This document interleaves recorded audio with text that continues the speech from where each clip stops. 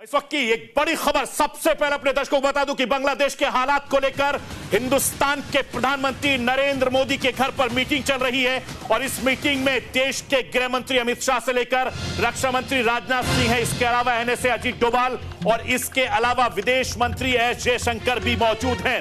High level की meeting इस वक्त चल रही है देश की राजधानी दिल्ली में। तमाम बड़े नेता इस वक्त प्रधानमंत्री नरेंद्र मोदी के घर पर हैं, जहां पर लगातार बातचीत चल रही है, बैठक चल रही है और बॉर्डर से लेकर पड़ोसी मुल्क पर किस तरीके से हालात हैं, वहां के हालातों से निपटने के लिए हिंदुस्तान में भी लगातार बैठक चल रही है। चूंकि आपको मालूम होगा पड़ोसी मुल्क पाकिस्तान में हालात बद से बदतर है, श्रीलंका में हालात बद से बदतर हो गए थे और अब पड़ोसी मुल्क बांग्लादेश में जिस तरीके से हिंसा हुई है वहां पर भी उसको लेकर तमाम तरह को लेकर हिंदुस्तान के प्रधानमंत्री नरेंद्र मोदी से लेकर तमाम जो हाई लेवल की मीटिंग में इस वक्त एनएसए से लेकर रक्षा मंत्री से लेकर विदेश मंत्री से लेकर तमाम अधिकारी मौजूद हैं। वो लगातार ये चर्चा कर रहे हैं कि बॉर्डर पर हिंदुस्तान पर किस तरीके से सुरक्षा मुस्तैद की जाए, उसको लेकर एक बड़ा सवाल बना हुआ है। क्योंकि हम हिंदुस्तानियों के लिए भी एक बहुत बड़ी चुनौती है और बांग्लादेश में जिस तरीके से कारोबार होता है उसके तार भी हिंदुस्तान से जुड़े हुए हैं। चूंकि लगातार बड़े लेवल पर बांग्लादेश ने अपनी पहचान बनाई थी। 15 साल की सत्ता को शेख हसीना को 15 मिनट के भीतर वहां के स्टूडेंट्स मूवमेंट ने उखाड़ कर रख दिया।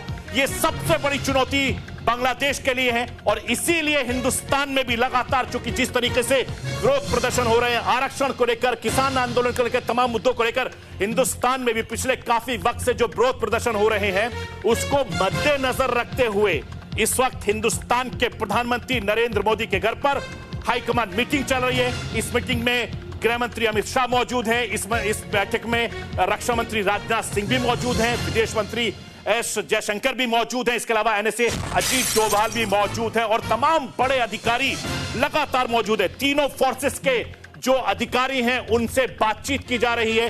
बीएसएफ लगातार अलर्ट पर है, सेना लगातार अलर्ट पर है, इसके अलावा वायुसेना से लेकर एयरफोर्स तमाम अलर्ट पर है। चूंकि जिस तरह के हालात बांग्लादेश में इस वक्त बने हुए हैं, बहुत ज्यादा बद से बदतर हालात हैं और प्रधानमंत्री लगातार तमाम इनपुट ले रहे हैं, बातचीत कर रहे हैं और जानने की कोशिश कर रहे हैं कि किस तरीके से अपने हिंदुस्तान को, अपने मुल्क को महफूज रखा जा सके, सुरक्षित रखा जा सके। क्योंकि लगातार एक के बाद एक कई देशों में इस तरह के हालात बने हुए हैं। जैसे मैंने आपको बताया कि पाकिस्तान में ऑलरेडी बद से बदतर हालात है, श्रीलंका के हालात किसी से छिपे नहीं है और अब इस वक्त जिस समय मैं आपसे बातचीत कर रहा हूं बांग्लादेश में लगातार विरोध प्रदर्शन हो रहे हैं। शेख हसीना जबकि सुरक्षित निकल चुकी हैं, सेना के विमान से वो दिल्ली लैंड करी हैं और उसके बावजूद भी अभी हालात वहां पर संभले नहीं हैं। चूंकि सेना ने मोर्चा संभाल लिया है और सेना ने साफ तौर पर कह दिया है कि किसी भी प्रदर्शनकारी पर फायरिंग नहीं की जाएगी, गोली नहीं चलाई जाएगी।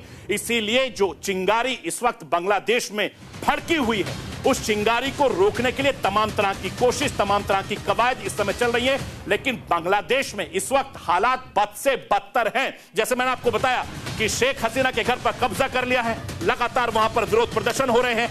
वहां के गृह मंत्री से लेकर, वहां से मंत्रियों के घर से लेकर, वहां के सांसदों को लेकर सबके घरों को तहस नहस कर दिया है और जिसको जैसा मौका मिल रहा है वो अपनी जान बचाने के लिए लगातार कोशिश कर रहा है।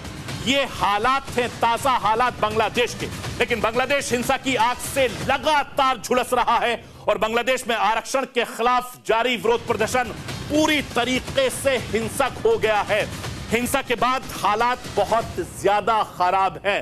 लाखों की तादाद में भीड़ इस समय बांग्लादेश की सड़कों पर है, सरकारी संपत्ति को आग के हवाले कर रही है, नुकसान पहुंचा रही है और जो प्रदर्शनकारी है, हिंसक है, शेख हसीना ने उनके घर पर भी लगातार विरोध प्रदर्शन कर रहे हैं। इसके बाद प्रधानमंत्री शेख हसीना ने इस्तीफा दे दिया है और उसके बाद ढाका पैलेस छोड़कर वो देश की राजधानी दिल्ली पहुंच गई है। एनसीआर में इस वक्त मौजूद है, उनको सुरक्षित जगह